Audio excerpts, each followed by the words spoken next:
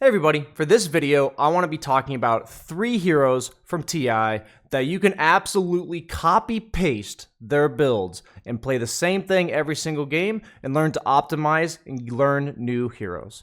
So these 3 heroes, let's go ahead and get started. Hey guys, this video is brought to you guys by Dota Plus, an app that offers you all types of advantages in the Dota game. And I want to show you guys, now that it's TI time, exactly how you can make the full use of it. One of the many things that the Dota Plus app has to offer is that during TI, you can pull up the schedule tab in your Dota client, click on a replay from any of your favorite teams. And once you load into the replay, the app will show up and show you all types of information on some of your favorite players. Now that information includes, but is not limited to, the amount of matches they've played in the last 30 days, their win rate, and their average stats in those matches, as well as the amount of times they've played each of their heroes, as well as the respective stats and win rate on those heroes. You can find all the meta heroes that your favorite professional players are spamming and make sure that you stay up to date on exactly what you should be picking and playing. What are you waiting for? Download the Dota Plus app today using the link in the description below.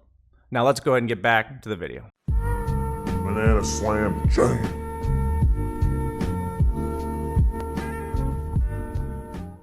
First hero is going to be Marcy.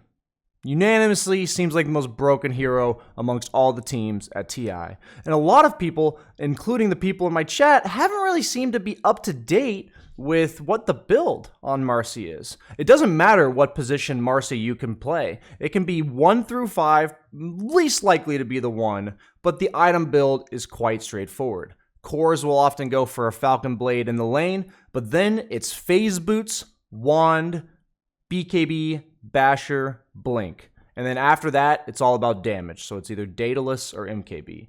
Doesn't matter what role you are playing, this hero will kill literally anybody with Phase, BKB, and a Basher. And the Blink then allows you to hit people better with the BKB and the Basher. She no longer scales with Dispose because Rebound is now her stun, which is a lot less reliable as the game goes on. So this build synergizes with the fact that her early to mid game with the rebound stun is better, but it's much harder to get onto your targets later on. So just going BKB, Bash, or Blink allows you to do just that and have a reliable stun from the Basher since your ultimate attacks so fast. So the Marcy skill build is also pretty cookie cutter. They're going for rebound level 1.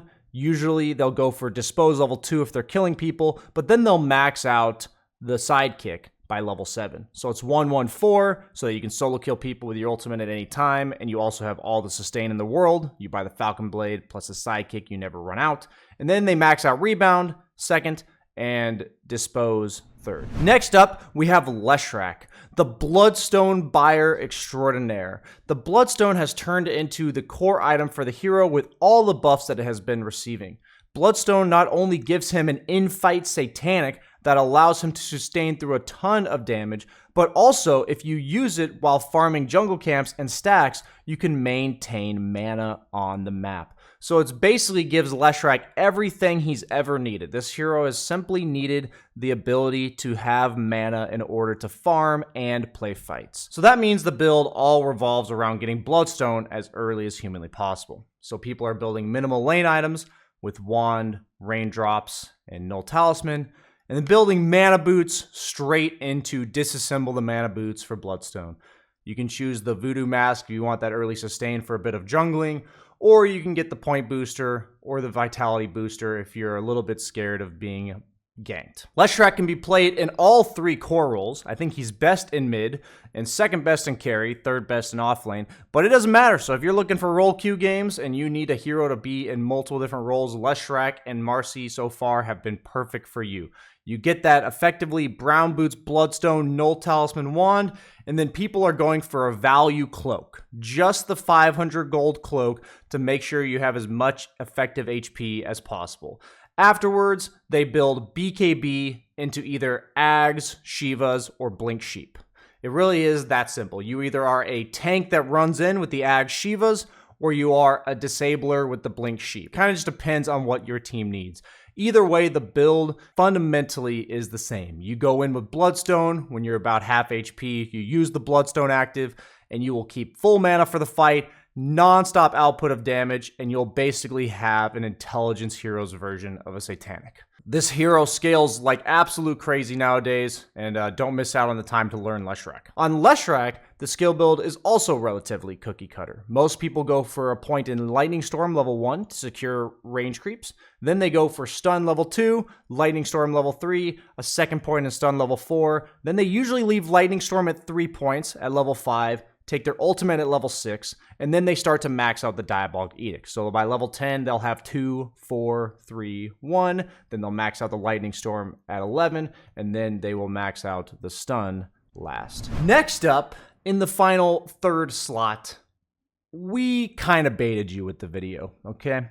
It's not going to be a hero. It's going to be a role. Right now, the offlane meta is to buy a Wraith Pact. Your job as the 3 position is to buy a Wraith Pact. I know that sounds perhaps boring, but let's talk about Wraith Pact as an item.